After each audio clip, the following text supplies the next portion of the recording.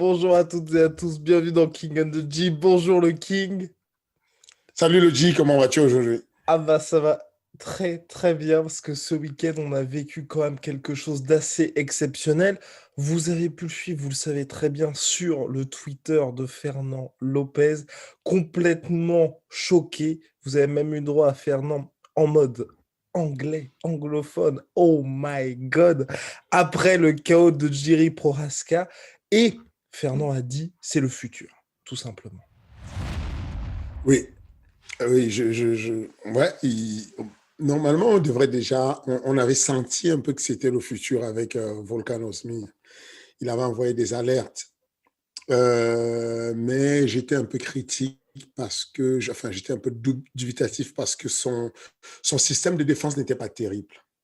Il prenait pas mal de coups et donc je me disais, bon, comment est-ce qu'il va s'en sortir et tout. Et il a continué à prendre des coups.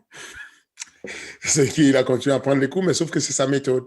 Il prend des coups un peu à la Justin Gaethje, mais avec un peu plus de technique, avec un peu plus de... donc, voilà, il a, je crois, sur les statistiques, il a pris, je crois, 6,2 coups par minute sur le dernier combat. Il n'y a pas beaucoup de personnes qui arrivent à des victoires avec un ratio comme ça. Bon, en termes de coups donnés, il a donné 7,1 coups par minute. C'est énorme ce qu'il a fait, Jerry. Euh, Impressionnant avec le peu d'expérience qu'il a à l'UFC. Après, je pense qu'il, contrairement à un jeune comme Cyril, lui, il a maturé à l'extérieur. Il arrive là avec une grosse expérience déjà, tu vois. Et franchement, très impressionné parce que c'est un individu à part. C'est-à-dire que généralement, tu ne peux pas te mettre aussi en danger et t'en sortir. En gros, il faut prendre ce risque-là pour gagner. OK? Mais il a réussi à nous faire changer l'idée du ratio. Finalement, on s'est dit, il y a moyen de prendre encore un peu plus de risques sans tomber. Après, pour ne pas parler de menton, moi, je parle de cerveau Mhm. ou même de boîte crânienne. Je pense qu'il a une boîte crânienne en titane, quoi, en granit. Je ne sais pas comment il fait. Il encaisse bien. Les gens auront oublié parce que Reyes a perdu. Mais je pense que Reyes a été exceptionnel sur ce combat. Mhm. Il a donné exactement ce qu'il fallait donner pour ne pas perdre ce combat. Il a continué à se déplacer. Il a évité le cadrage. Il a contré de toutes les manières possibles au point où il a été usé, fatigué, au point où il ne savait plus à quel sens se vouer. Et finalement, il a juste craqué, quoi. Enfin, il a craqué, non. Il a été débordé.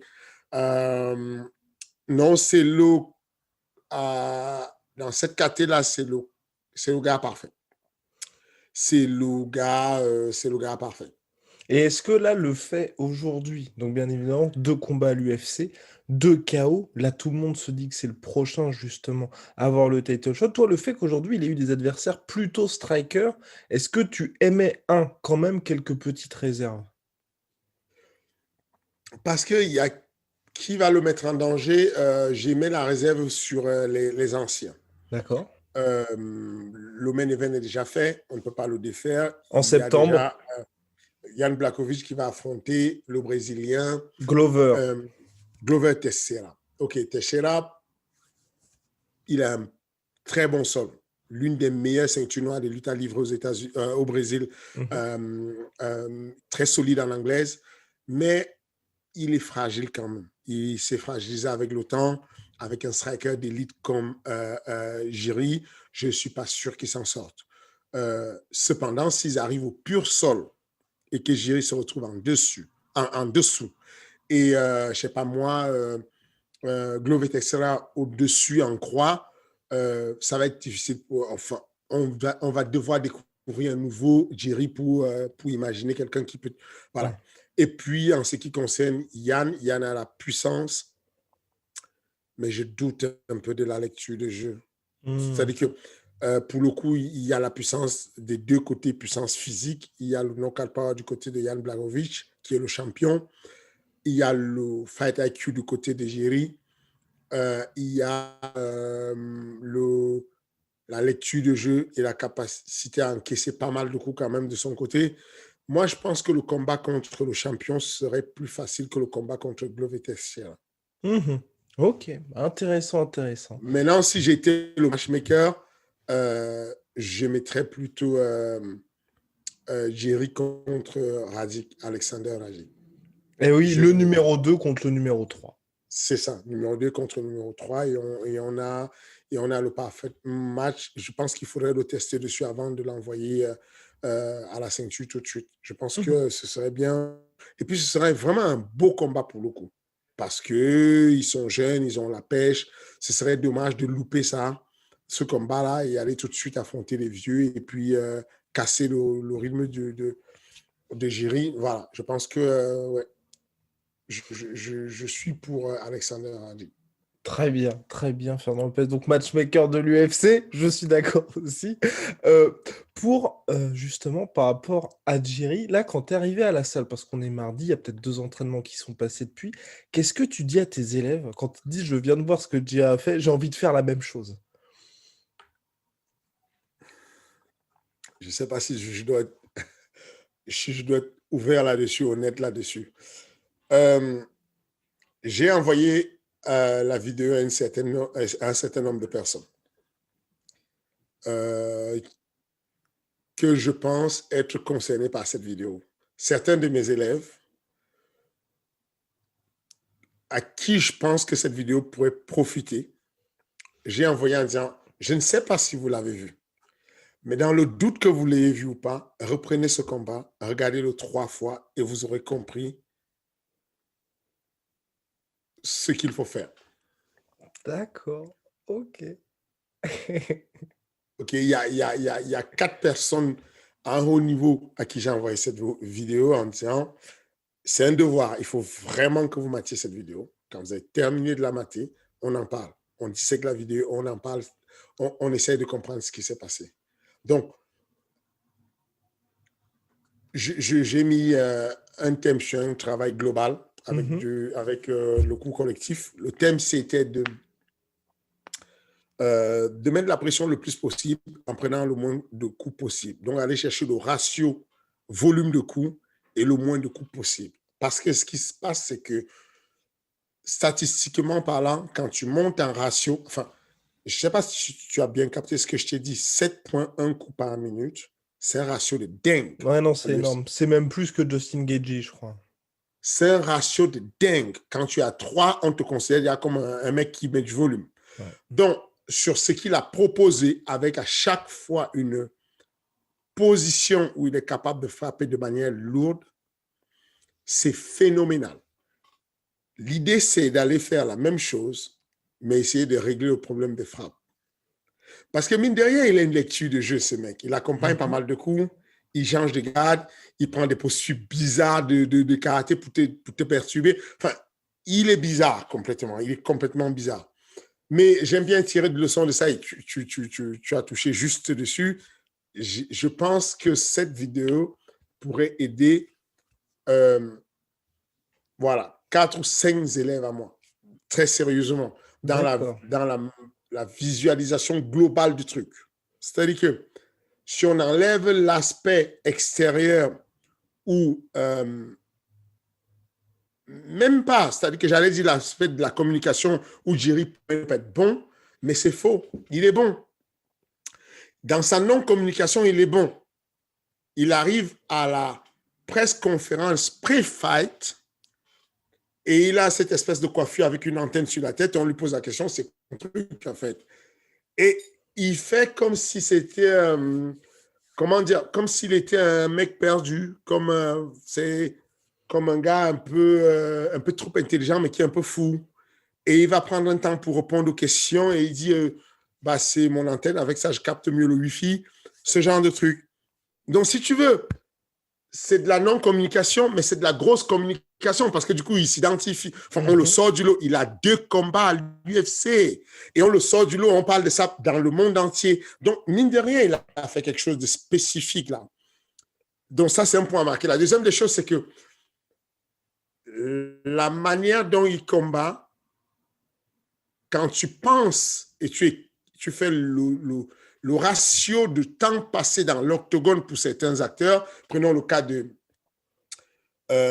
certains gars qui vont arriver, qui vont être très patients, très stratégiques, amener le gars au sol, le bloquer au sol, frapper dessus par exemple, à gérer sur la distance et tout. Pour arriver à la ceinture, on prend une carrière de quoi, 2-3 ans à faire C'est ça. ça. Et il Ouais. arrive avec 2 combats et il s'est dit, bon, enfin, il s'est dit, je pense pas qu'il s'est dit, je pense que le constat, c'est que au terme de sa stratégie de combat, il va arriver très rapidement au titre, il aura pris son titre, il aura fait le max de sous qu'il peut faire, il sera rentré chez lui. Ouais. C'est-à-dire que il va faire une très courte carrière parce que, Et non, c'est clair qu'il n'a pas un style pour durer.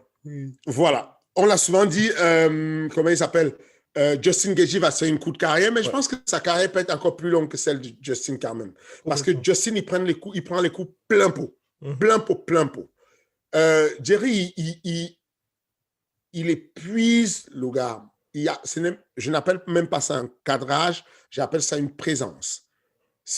Tu as un hologramme devant toi, ton ombre tout le temps. Tu ne peux pas t'en défaire. Tu vas à gauche, il est là. Tu vas à droite, il est là. Il est sur ton nez toutes les 15 minutes de combat. C'est asphyxiant, c'est étouffant. Enfin, tu as l'impression qu'il y a un complot contre toi. Il y a des gens qui t'entourent, quoi, qui t'encerclent. Tu vois. Et c'est super intéressant. Donc, je pense que sa stratégie de mener sa carrière fait que, OK, elle est trop intense. Mhm. Elle ne va pas durer, mais elle va être trop intense, très intense. Et puis, Mhm. elle ne va pas durer, et puis il va finir, et puis il va prendre sa Oui, retraite. Mais au moins, il aura eu ce qu'il voulait. Et tu peux faire le choix de dire, moi, je vais la faire durer très longtemps. Et quand tu fais durer très longtemps, des fois, tu arrives à des abandons en cours de carrière. c'est ça. Je ne pense pas, je pense, quand je dis ça, je pense à Sharipov. Mhm. Zabit qui il n'a pas abandonné encore. Enfin, Complètement. on pense qu'il est fatigué par C'est cette ça. latence, cette longue carrière qu'il a commencé depuis tout jeune. Et donc, on sait que même dans les sports olympiques, on a ce truc-là où plus tôt on prend les enfants Ouais, au baby judo et plus tôt ils arrêtent leur carrière. c'est Alors que exactement si ça. on les prend un peu plus tard, leur carrière dure. Donc, il y a une corrélation entre les deux et je pense que il va faire une carrière relativement courte, mais elle sera super intense. Vu comme c'est parti, il n'a laissé personne indifférent. Mhm. Personne, mais personne y est. Le mec a 2 combats et on parle de lui pour le titre. Enfin, C'est clair. c'est phénoménal. Donc, oui, impressionnant. Donc bien avant de voir la suite, pour justement le futur de MMA au global, on va revenir sur les actualités du moment. Donc il y a, et Fernand a aussi tweeté là-dessus, Nick Diaz qui veut revenir au combat, il veut revenir à l'UFC.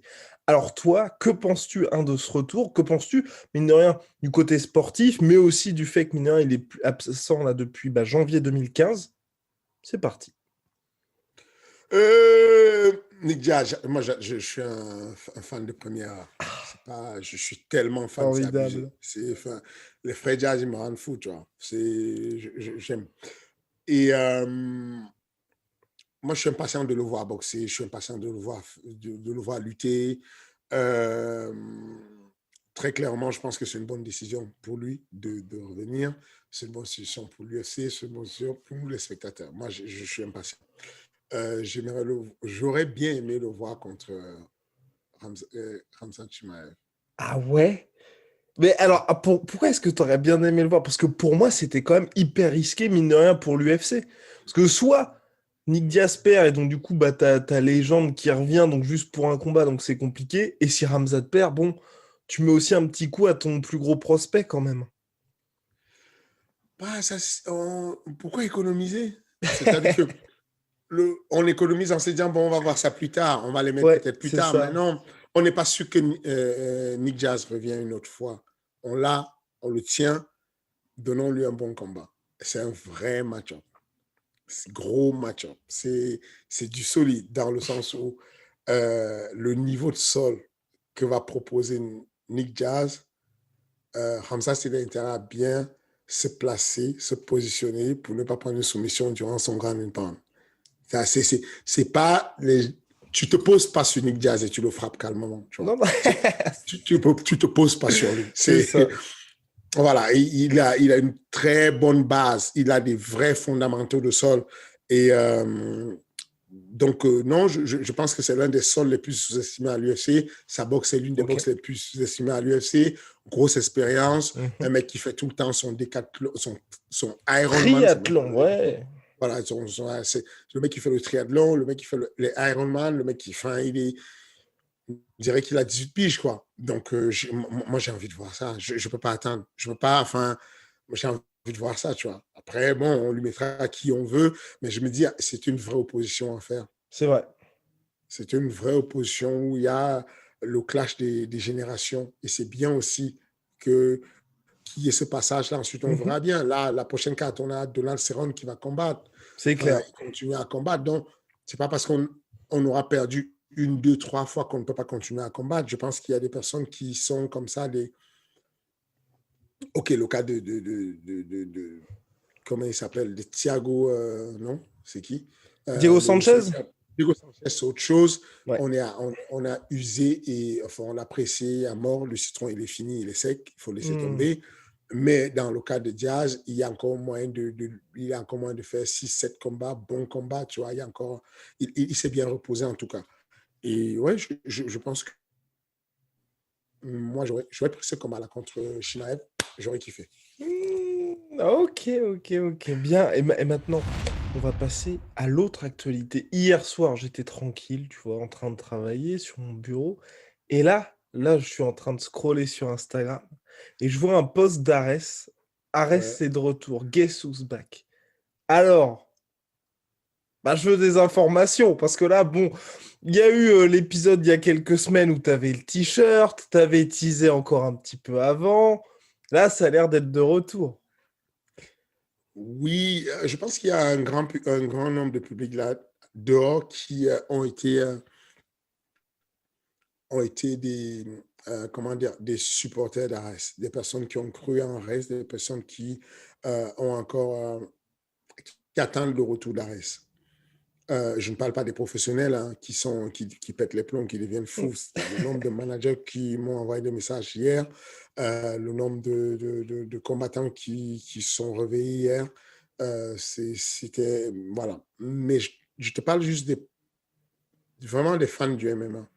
Tu sais, les fans, il y a des fans de première, comme aujourd'hui j'ai l'UFC, mais moi j'étais un fan de première du Pride. Et le Hmm. Pride me manque. Et je pense que même si on n'a pas fait plusieurs événements et qu'on a fait que le Arès à Dakar, je pense qu'il y a un certain nombre de personnes qu'on a touchées qui ont le plaisir de revoir cette ligue-là. Et je pense que l'idée comment dire, du pôle communication d'Arès, c'était de faire un coucou à ces gens-là et de leur dire on est là, on arrive bientôt. Est-ce qu'aujourd'hui je vais te donner la date? Non, je ne peux pas encore te donner la date. Je ne peux pas encore te donner la date. On travaille sur un événement avant la fin d'année 2021. On va faire un second événement. On est même en train de réfléchir à enchaîner une trilogie. Mais en tout cas, ça arrive très bientôt. On travaille dessus d'arrache-pied. On ne dort pas. On travaille dessus comme on a souvent eu l'habitude avec Ares. J'essaie de réfléchir quelle info je pourrais te donner pour satisfaire ta Au curiosité niveau et du ton rythme, plaisir. justement, là, ce serait donc sur une première éventuelle trilogie. Après, je sais pas, moi, toi, tu envisages un retour quelques mois après. Est-ce qu'au niveau du rythme, tu te dis quelque chose de mensuel, d'hebdomadaire, parce que tu parles souvent du LFA? Euh, je pense que le LFA, avant de balancer 40 événements à l'année, on fait du chemin. Mhm. Ce serait prétentieux de vouloir faire 40 événements à l'année. On va déjà partir sur une douzaine d'événements à l'année. D'accord, ok. OK, donc un mensuel, ce serait déjà correct. Mhm. On va partir sur une douzaine d'événements à l'année. On va. Euh, voilà. C'est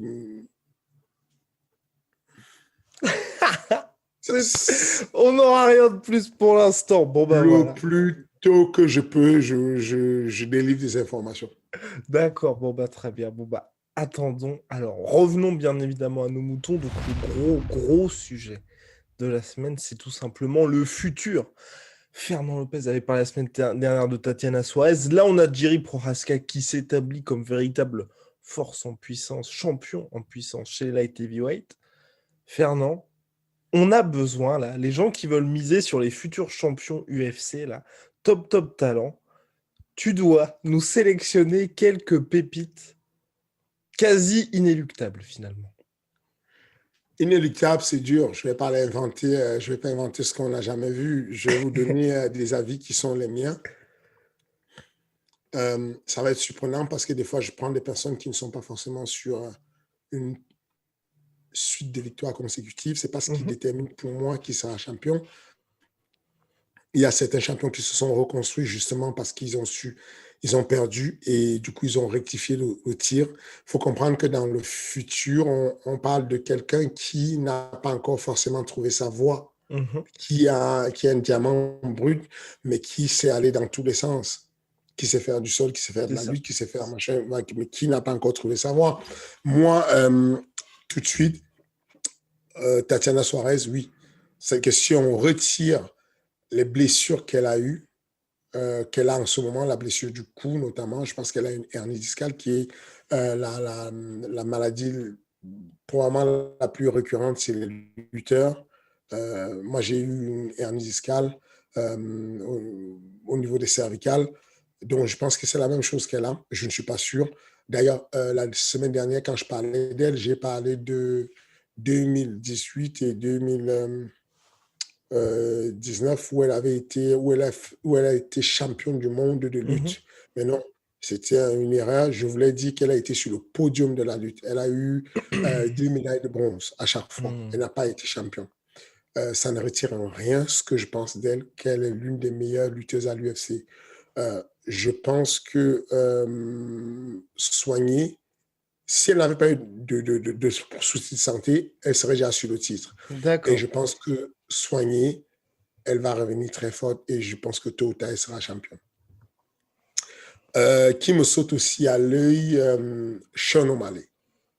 D'accord. Qui revient Okay. donc à l'UFC 264 le 10 juillet prochain. Carte où il y a Conor McGregor, donc l'UFC en tout cas mise sur lui. Visiblement, ils ne sont pas les seuls. Bah, au-delà de la hype, moi je parle simplement de ce qu'il fait. D'accord. La gestuelle qu'il fait. La compréhension, c'est-à-dire que le gars a réussi à bluffer des personnes qui n'ont même pas capté qu'il cherchait la perfection. C'est un artiste, le mec. Il n'y a pas beaucoup de mecs qui tournent le dos à un mec à qui vient de mettre un knockdown. Pas des grands expérimentés comme Mark Hunt. Exactement. Qui te connecte et il sent qu'au bout de sa main, il a touché quelque chose de mou et il sent que c'est bon, il n'a plus rien à faire. La bite lui dit, mais va combattre. Il dit, non, c'est bon, je sais qu'il ne se relèvera pas, c'est mort. Il ne va pas se relever. Bon, on a la même chose avec Sean. Il est super jeune, mais il sait déjà ce qu'il veut. Il arrive dans l'octogone avec une précision en disant, ce soir, je veux un KO. Je veux quelque chose de stunning. Je veux quelque chose de parfait. Et il va faire son masterpiece. Vraiment, enfin, il va organiser les choses pour que ce soit un chef-d'œuvre. Et moi, je le vois, peu importe ce qui va se passer. Il pourra perdre, il pourra gagner, il pourra reperdre, il pourra regagner, mais je le vois comme quelqu'un qui va finir par être champion tôt ou tard. D'accord, ok. Ouais, non, c'est clair, c'est clair. Dans cette catégorie, bantamweight, terrible. Terrible cette catégorie bantamweight. Et par rapport justement, donc il y a le futur Sean O'Malley et quelqu'un comme Cory Sandhagen. Où est-ce que tu le mets, lui? Cory, j'allais y arriver. Ah, oh, pardon. Pardon. J'allais y arriver. Je pense, pareil, Cory Sandhagen, je le trouve, il est en avance. Il est très, très en avance. Cory Sandhagen, c'est un champion de bientôt. Enfin, je le vois champion dans pas longtemps, quoi. Enfin, 2022, il est champion. Maintenant, je parle de Sean O'Malley, vraiment, c'est le futur. il y a deux classes de personnes. Je donne là des personnes dans un premier temps qui fatalement sont encore jeunes en futur, vont arriver, même si elles ne sont pas encore. Sean O'Malley, il n'est pas classé du tout. Ok, Tatiana Suarez, elle a été classée numéro 4 mondial déjà, mais Sean, il n'est pas du tout classé. Sangaden, il est quoi? 3e, c'est ça? Ouais, exactement. Voilà. Mais ce sont des personnes qui ont le truc qui va faire que tu les vois et tu sens que Chikaze, par exemple, tu vois que, bon, avec ce qu'il a fait récemment, à Kobson, voir qu'il est capable de gérer ce genre de combat comme ça, tu sens que le Georgien, il va y arriver. OK, Ouais. alors il a demandé Max Holloway, il a demandé qui d'autre là, Qatar. Ouais, c'est ça. Mais moi, je ne lui aurais pas donné ça. Voilà quoi. Mais je pense qu'il va y arriver tôt ou tard. Dans le cas de Sean O'Malley, c'est le futur. Tu le vois tout jeune, tu le vois comme Aspen Ladd chez les filles. D'accord.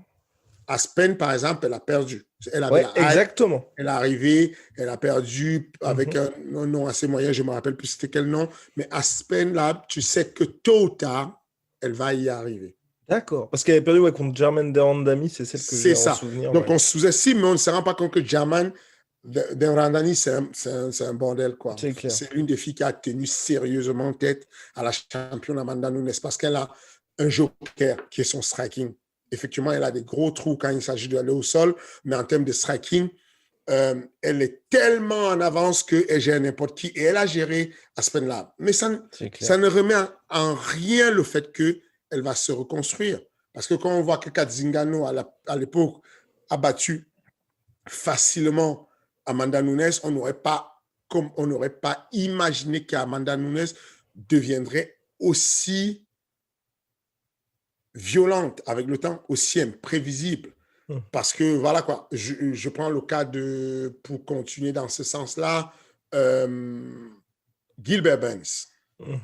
C'est le futur pour moi. Ah, après, t'es fan de Gilbert Burns aussi. T'es beaucoup Sérieusement, j'aime son style, c'est vrai, mais au-delà de ça, il est archi dangereux. Il n'a pas encore trouvé son style.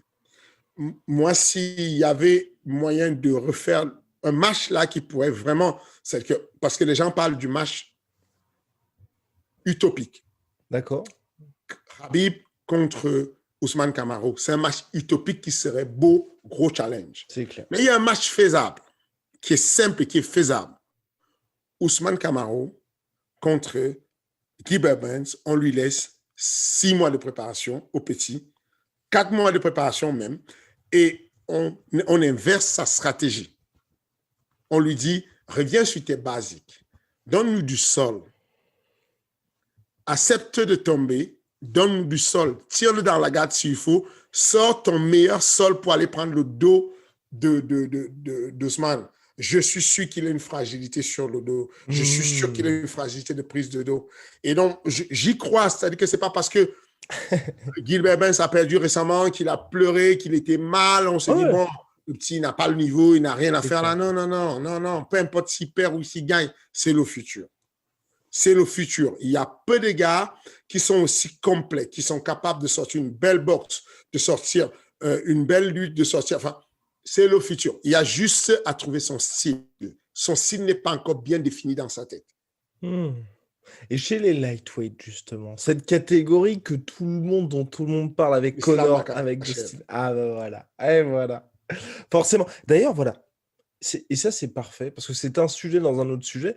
Que ce soit Islam ou que ce soit Zabit Magomedsharipov, avec eux, on a cette impression que c'est le futur, mais les gars sont peut-être presque, tu vois, trop forts par rapport à leur âge et par rapport à ce qu'ils peuvent apporter aux autres adversaires. Et Islam, là, il en parlait sur les réseaux sociaux, il disait Felder et Hardier ont refusé de l'affronter. Et Zabit, ça fait des années que tout le monde ne veut pas l'affronter. Aujourd'hui, il se retrouve à ça quasiment de prendre sa retraite. C'est au matchmaking de faire son boulot. C'est normal, hein, c'est compliqué. On l'a vu, moi je l'ai vécu avec Cyril. Vraiment, j'ai été choqué. J'ai été choqué. Les gens n'ont pas peur de l'islam ou ils n'ont pas peur de Zabit ou ils n'ont pas peur de Cyril. C'est juste que qu'est-ce que tu as à y gagner? Qu'est-ce que tu vas te taper avec un jeune qui n'est pas encore classé dans le top 15, mais qui est plus fort que Khabib? Parce qu'à vrai dire, wow. Il est trop fort. La seule différence, c'est que Khabib a l'expérience. Il y a des attaques que Islam Makhachev fait qui sont des attaques trop risquées sur lesquelles Khabib n'aurait pas fait. Il aurait géré, il aurait d'abord mis une préaction. Alors que Makhachev va de la hauteur, il chute complètement au niveau le plus bas sans passer par le niveau moyen pour aller chercher les jambes. Il n'a pas de... Voilà quoi, il est insouciant. Khabib doit d'abord préparer avec des frappes d'amorce et tout. Il va passer son overhand avant de descendre. C'est de ça que je te parle. Et d'ailleurs, c'est ça qui le rend extrêmement dangereux. Sans avoir jamais combattu des gens du top 10, Islam Makhachev connaît tout le monde du top 10 à la virgule près parce qu'il a préparé son frère contre ça. Son ami, son frère de cœur, quoi. Ouais, exactement.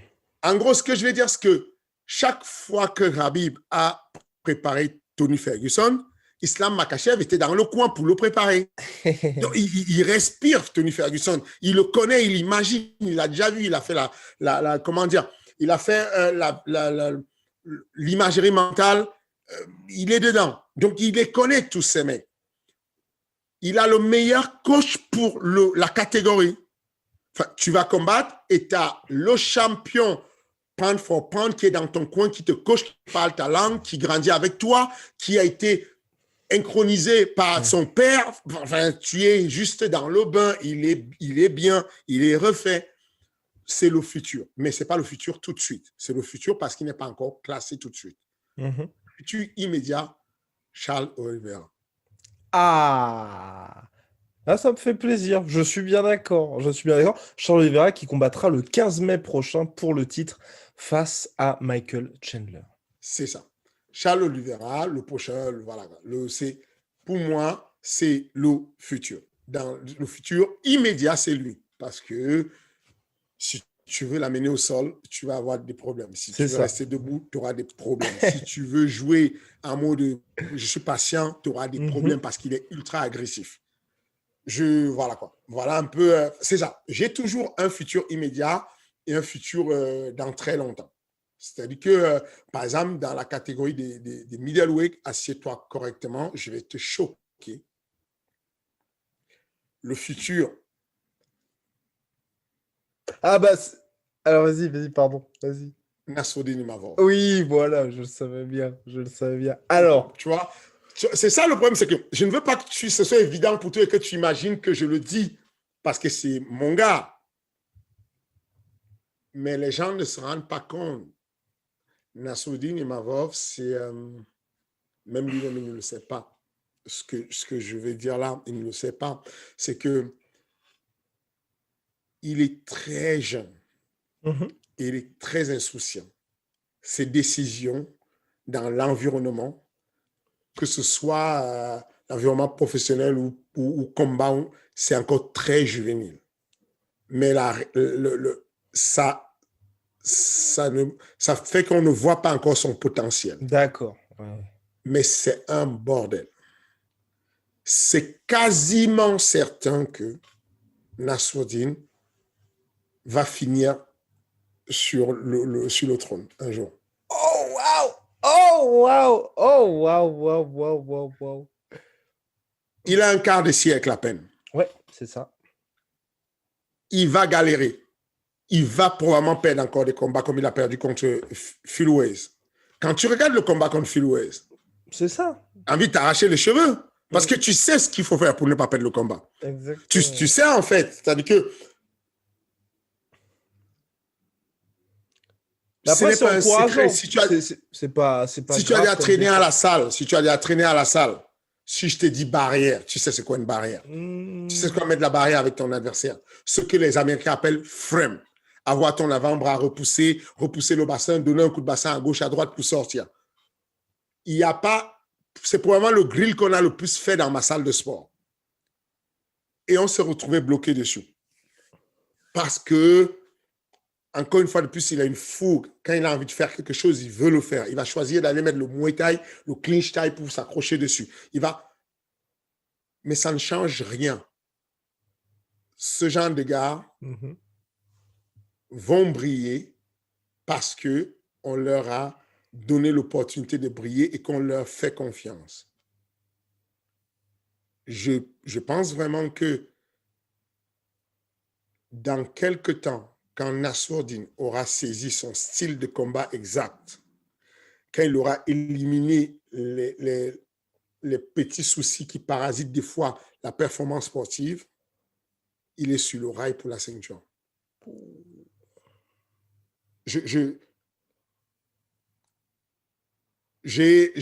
Récemment, je vais donner un scoop là.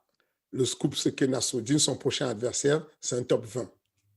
Il faut comprendre que Nassourdine est classé 137e mondial. D'accord. Ce n'est pas une short notice. Du tout. D'accord. Okay. Du tout. Okay. Il a plus de 2 mois devant lui pour préparer un combat où il va affronter un mec du top 20. Je ne l'ai pas demandé. J'ai souhaité souvent que Nassourdine affronte un mec du top 15. Ok. Parce que je sais qu'il brille quand il y a la lumière. Et que lui donner un fil Waze, c'est bien, c'est progressif, c'est un bon management, mais ce n'est pas le truc qui le fait exploser. Nassourdine était à 104, classement 104 mondial.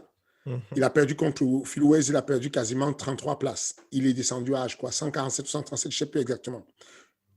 Et pour aller dans mon sens, je te promets, je n'ai pas demandé ça au matchmaking. J'ai dit au matchmaking que j'ai souvent pensé qu'il devra affronter les gens plus avancés pour qu'on puisse accélérer sa carrière parce que même s'il perd, même s'il apprend, même s'il tombe, il tombe en avant. De la même manière qu'on l'a fait avec Cyril Gane. Et j'ai eu cette offre-là, on a eu cette offre-là de l'UFC de manière spontanée. D'accord. Un top 20. Donc un Yana Enish, quelque chose comme ça. Je ne sais pas de quoi tu parles. D'accord. Mais en tout cas, ce qui est sûr, c'est que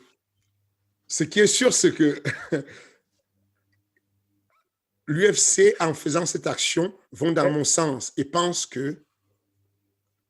Attends, Phil Waze qui a battu Nassourdine combat cette semaine qui arrive. Et il affronte un mec qui est classé 47e, je pense. C'est clair. 45e, je ne sais plus. Et puis, il n'y a pas de hype non plus, il n'y a pas de... Non, c'est clair. Voilà, OK? Donc, pour moi, ça rejoint ça en disant qu'il y a des personnes, quand tu vois un jeune qui a 25 piges, qui n'a pas la meilleure stratégie du monde, qui n'a pas la meilleure manière d'aller chercher la victoire, mais qui fait les performances qu'il fait Nassourdine, tu peux en déduire que dans le temps, avec la maturité, quand elle aura capté tous les détails, quand elle aura compris son game à lui, ce qu'il doit faire exactement, ça va devenir un bordel. Donc voilà, il y a des gars comme ça. On a parlé de quoi 82. Light Heavyweight, on a déjà parlé. On a dit que c'était M. Giry qui tient la route. Heavyweight, je pense que c'est Cyril, hein, n'est-ce pas? Même si c'est vrai qu'il y a un certain Tom Aspinall qui, mine de rien, tape aussi à la porte en tant que futur gros prospect, même si, pour ma part, en tout cas, j'attends vraiment le vrai test contre on va dire, un heavyweight qui soit pas sur la pente descendante comme... Bah, t'es bon. T'es bon parce que c'est exactement ce que je vois dans ma tête. Futur lointain sur Thomas Aspinall. Futur immédiat sur Cyril Gane. Mais encore une fois de plus, c'est une affaire de trouver son style. D'accord. Okay. Cyril a un très bon style, mais on est en train de l'ajuster un tout petit peu. Un petit ajustement. On va tester ça avec Volkov. Le petit ajustement qui fait que ça puisse prendre le virage. Mais voilà, c'est un futur immédiat. Mhm. Alors que Aspinal, c'est le futur. Encore une fois de plus, ce que je viens de dire là, ce n'est que des imaginations et d'analyses que je fais. Quoi. Ne vous énervez pas, donnez vos avis s'ils sont contraires en commentaire. Ne perdez pas votre sang-froid.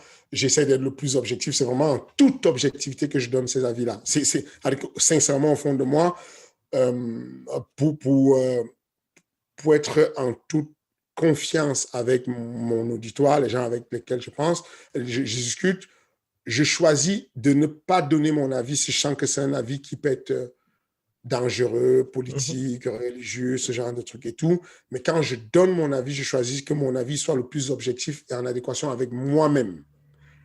Il peut ne pas être vrai, mais c'est sûr que ce que je viens de dire là, je le pense vraiment. Je pense que Thomas Spinal, ça va être le futur. Et il est possible que je me loupe et que Thomas Spinal devienne le futur immédiat et que Cyril Gann devienne le futur lointain. Mhm. C'est possible. Mais là, à date, je pense que le classement que je viens de donner là est celui-là, d'un Sean O'Malley qui est un futur lointain avec plutôt plus proche de lui Sandagan. Bien, bien, très bien. Je pense que maintenant, on a fait le tour du futur des catégories à l'UFC. On va passer, bien évidemment, ce sont les plus grands espoirs. Maintenant, on va passer un petit peu à la suite, au global. D'ailleurs, ah oui, tiens, petit point, avant de passer aux questions hebdomadaires. Toi, pour le coup, hors UFC, si tu avais un espoir à donner, parce que c'est vrai que tu suis aussi toutes les autres organisations.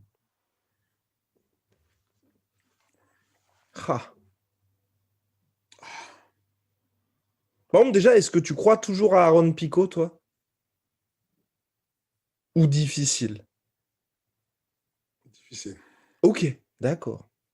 Je, Donc Aaron Pico, pour celles et ceux qui l'ignorent, énorme espoir du MMA, sans doute le plus grand espoir mondial. Avant de faire ses débuts au Bellator, il recevait un salaire mensuel, ce qui est extrêmement rare, payé mensuellement par le Bellator, sponsorisé par un de combien? équipementier. De combien?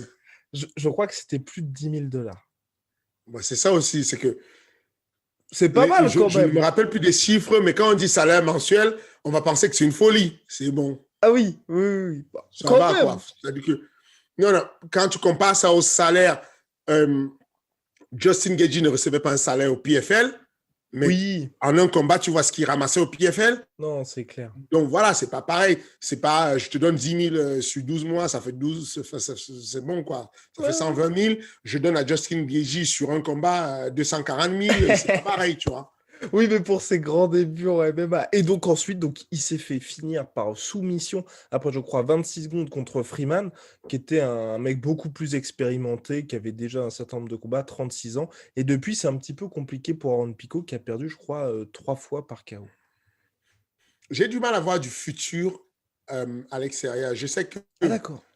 Je sais que les deux, il y a la famille Lee qui m'a beaucoup impressionné. Mhm. Christian Lee, Angela Lee du One FC. Ouais. Angela Lee, elle vient d'avoir un bébé, je crois. On Mhm. sait que les femmes retournent souvent très violemment de la maternité et viennent, bah, c'est impressionnant. C'est-à-dire que Mackenzie Dern, C'est elle clair. a eu un bébé, elle est revenue plus forte que jamais. Et physiquement, là, dans Julia la forme de sa vie. Peña qui va affronter Amanda Amanda Nunes, Nunes. elle a un bébé à la maison. Enfin, c'est une folie, on dirait. Le bébé dope les filles. Je ne sais pas ce qui se passe. Mais en tout cas, Angela Lee est, pour moi, pound for pound, l'une des meilleures dans le top 10 des pound for pound. Elle D'accord. y est, Angela Lee. Elle est impressionnante. Son frère, Christian Lee, pareil. Les deux champions au One FC m'ont beaucoup impressionné en tant que futur. Hmm. Patricio Pitbull n'est pas un futur lointain. C'est ça. Je n'arrive pas à le voir comme un futur puisque c'est déjà un vétéran. Il est classé parmi les meilleurs au monde, même s'il il est au Bellator. Donc, du coup, c'est pas un futur. Est-ce que Clarisse, la boxeuse qui est au PFL, peut devenir un futur? Peut-être, mais on n'a rien vu. Même pas un seul combat, c'est difficile de juger. On ne sait pas Kayla encore Harrison. comment. Kayla Harrison, qui est au PFL. Oui, même elle, dans quelle catégorie? Tu la mets où? Tu la Elle mets avec serait qui? prête à descendre en featherweight. Mais c'est vrai qu'il y aurait Elle Et et il n'y a Amanda personne, Nunes, c'est pas une c'est catégorie, ça. tu vois. Je peux pas. Là, j'ai cité des personnes qui étaient le futur, je ne peux pas trouver un futur. Il y a, de temps en temps, on donne Oui, quelqu'un en pâture, on donne quelqu'un à Amanda Nunes de temps en temps, mais il n'y a pas de catégorie c'est clair. fédérée.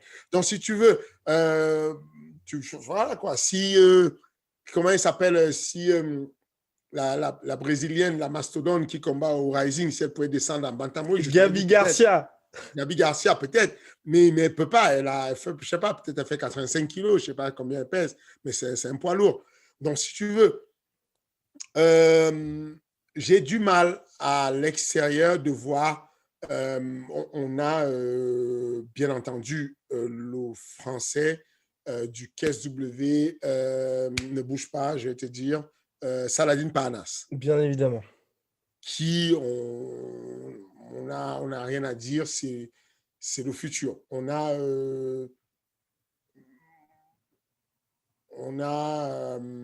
à mon avis,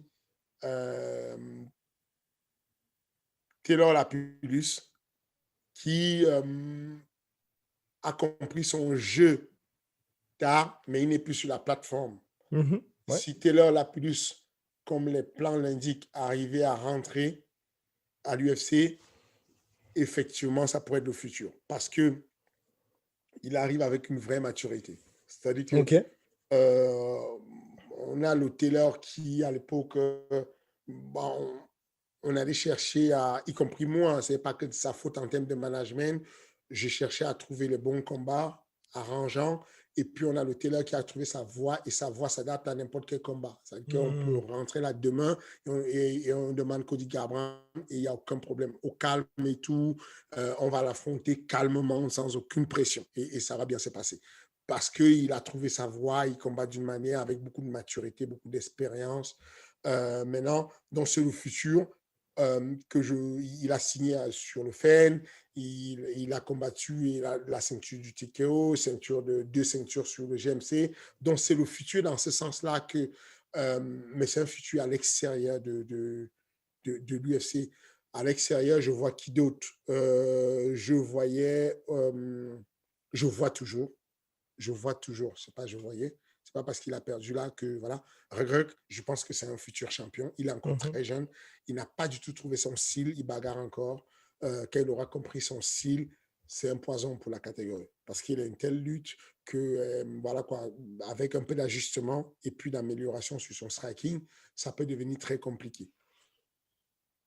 Oui, il y a quoi d'autre Ousmane Nurmagomedov, peut-être? Ousmane Nurmagomedov, Qui est au oui, Bellator, qui oui, a fait le oui. choix du Bellator et qui a fait une belle première victoire par décision unanime au Bellator. Il ne m'a Pas pas. impressionné? Voilà. Ouais. C'est-à-dire que c'est bien, c'est correct, mais comparé à ses autres confrères, comme Zabit, comme Islam Makachev, Mhm. voilà quoi, il n'est pas. Il y a des choses qui te transmettent, qui te transpercent tout de suite. Tu vois le gars, tu te dis, et tu l'imagines dans les top, top, top, et tu l'imagines, C'est et tu clair. te dis, qu'est-ce qui va Hmm. l'arrêter? Tu vois, et tu te dis, qu'est-ce qui va l'arrêter? C'est de ça que je te parle. Tu vois, c'est une visualisation un peu lointaine en se disant, voilà, ouais, voilà un peu où j'en suis. Très bien, très bien. Moi, je mettrais aussi, pour boucler la boucle, une petite pièce sur Oumar Nurmagomedov, qui est en bantamweight et qui est lui le petit cousin de Khabib, qui a aussi bien, que c'était contre Mozgov, je crois, qu'il a validé ses débuts à l'UFC. Et là, moi, il m'avait un petit peu impressionné, ce monsieur. Bien, les questions. Chaque semaine, vous pouvez poser des questions à Fernand Lopez, qui y répond avec plaisir la semaine qui suit, bien évidemment. Donc, on va commencer par une question de Carlo B. Le King a-t-il déjà pensé à déménager son quartier général dans une ville moins chère que Paris ou à créer une seconde branche du MMA Factory dans un endroit plus accessible aux combattants? Euh, Hum, oui, j'ai déjà pensé à ça. Je travaille dessus avec mes gars. On travaille dessus d'arrache-pied. Euh, pour ceux qui ne savent pas, l'OMMA Factory, en tout cas sur le territoire national, a une alliance très forte avec la la franchise des salles de sport on air. Donc, dans chaque franchise on air, on a une ouverture avec les franchisés de façon à ce qu'on puisse en priorité ouvrir et sous-traiter le sport de combat dans la salle. Muay Thai, boxe et surtout le MMA. On a une salle à Stein, on a une autre à Montreuil. Le MMA va commencer bientôt on est à Montreuil. Et puis, une très grande salle qui arrive dans le 11e arrondissement à Paris. Donc, ce ne sont pas des zones moins chères, Paris. Mais en tout cas, c'est très bien situé à la bouche de métro Voltaire. L'expansion sur les zones comme Montreuil et Stein, qui sont des zones assez populaires où il y a un très bon bassin de détection de champions, ça peut être très intéressant. Ok. On est en train d'avancer sur des projets beaucoup plus ambitieux au niveau de l'international. Wow. Ok. Pas forcément des villes moins chères, mais des villes stratégiquement bien situées. Je vais la Allez, fermer. allez. C'est plus intéressant. Non, c'est des projets, voilà, vaut mieux, voilà, pour les zones de chalandise, vaut mieux, voilà. En tout cas, on travaille dessus. On y pense tout le temps. Et c'est Aller quelque dans chose une qui, zone. toi, t'intéresse? Enfin, c'est quelque chose, quand tu vois ce qu'a fait, par exemple, American Top Team, c'est quelque chose où, toi, tu te dis, c'est vraiment un objectif à terme ou c'est quelque chose plus, on va dire, tout simplement stratégique? C'est simplement stratégique et utile. C'est utile dans le sens où, enfin, une Bah, par exemple, avoir franchise. une salle aux États-Unis, quand il y a les combattants qui combattent à l'UFC, c'est plus simple plutôt que de faire les allers-retours. Je dis ça comme ça. C'est ça. Tu casses beaucoup les bonbons. Mais oui, ça, c'est une vision correcte de la chose. C'est ça. Ok. C'est une vision correcte de la chose, de se dire que, en gros, il y a un intérêt pour la zone, pour répondre concrètement à la question de notre ami, c'est que dans les zones, c'est pas comme aux États-Unis où tu vas trouver une salle où il y a de l'espace et te la Hmm. mettre moins cher dans un patelin, un petit village et tout, et puis il y aura du monde qui va venir. La vision, elle est un peu plus globale et grande. Les athlètes ont des voitures, ils font la route, ils viennent arrivent où tu es, pourvu qu'il y ait un parking, un grand espace de combat, et puis c'est bon. Dans le cadre du MMA en France, on est obligé de le garder où les gens sont les plus sensibilisés, où les Hmm. gens sont les plus proches de ça, pour pouvoir avoir la clientèle qu'il faut. Du coup, on est obligé quand même, si on veut réussir, si on va avoir de la clientèle, de rester proche des des métros, de rester proche de, voilà quoi, voilà quoi. On est obligé de rester pas très loin de ça. Maintenant, quand on parle stratégie globale et planétaire, effectivement, c'est une vision assez intéressante Oh. de se positionner sur des villes importantes comme Abu Dhabi ou comme Las Vegas. Ouais. D'accord. Et justement, là, moi, j'ajoute aussi des petites questions comme ça, hein. Le côté MMA Factory Paris, quelque part, de ton point de vue à toi, est-ce que ça a été une force, justement, d'être à Paris et d'être un petit peu excentré par rapport à tout ça? Et puis, tu sais, que tu un petit peu ce côté, bah, c'est quand même en France, t'es éloigné de tout ça, mais aussi culturel, c'est super bien. Ou au contraire, est-ce que tu as eu quand même, à ton niveau, parce qu'aujourd'hui, tu es au top mondial avec l'UFC, est-ce que ça peut être compliqué justement de te dire vous êtes implanté à Paris plutôt que les autres salles qui vont être aux États-Unis, même quand elles sont par exemple à Denver, où tu n'as pas ce côté qui peut peut-être faire rêver, tu vois, par rapport à Paris? Ah, c'est clairement un handicap. D'accord. Paris, c'est complètement un handicap. Je, je, je, le MMA Factory posé à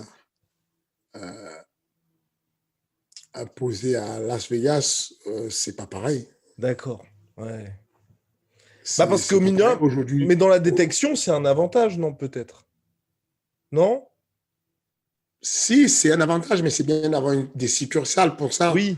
Ce que je veux dire, c'est Hmm. que très clairement, À Vegas, tu as deux grandes teams, Syndicate et puis Extreme Couture, C'est ça. qui à la base ne sont pas des teams de malades en termes de pédagogie. Mhm. Vraiment, avec tout le respect, ça va. Ouais. OK? J'y étais, voilà quoi, ça va. Mais la situation géographique fait que bah, c'est super stratégique, quoi. Les bureaux de l'UFC, ils sont. Et donc, Hmm. il y a le Performance Institute qui est gratuit pour tous les athlètes de l'UFC. Donc, tu sais que tu vas à Vegas, tu vas entrer dans un gym, il ne te restait plus qu'à trouver un coach qui traîne dans le coin et qui va te tenir les pas d'os. Ouais. C'est-à-dire que Yon Couté là-bas, il est managé par le Management Factory. Il arrive à Paris, il fait 3 training camps. Il voit ce que ça lui coûte en termes de Airbnb, en termes de consommation, Ouais, la vie du en général, ouais. quotidien. Hmm. Il fait les calculs, il pète un plomb. Il a fait venir une fois sa femme et son enfant. Il était dépouillé après le truc. Donc, il se rend compte que c'est dur. Il se dit, je voyage, je vais à Vegas. Comme j'ai eu le Covid plusieurs fois, j'arrête avec les déplacements. Comme ça, j'ai plus de Covid. Je me pose à Vegas. Il se pose à Vegas. Il a juste à se pointer au PI. D.U. Cooper, il est là pour tenir les pas douces à qui veut bien. Bah, il lui tient les pas douces. C'est fin de l'histoire. Il a composé une team. Il est à Vegas. Il a le PI Institute. Il est posé là. Voilà quoi. Il se dit, c'est relativement économique. Tu Hmm. manges gratuit, Performance Institute. Tu t'entraînes gratuitement. Tu as un préparateur physique gratuit. Tu as tout gratuit sur place. Il te reste plus qu'à avoir un bel entourage. Donc, Ouais. on va avec un handicap incroyable. Hmm. C'est là où je suis un peu, euh, je suis un peu dans l'incompréhension pour les gens qui ne se rendent pas compte du niveau d'enseignement en Europe, notamment en France.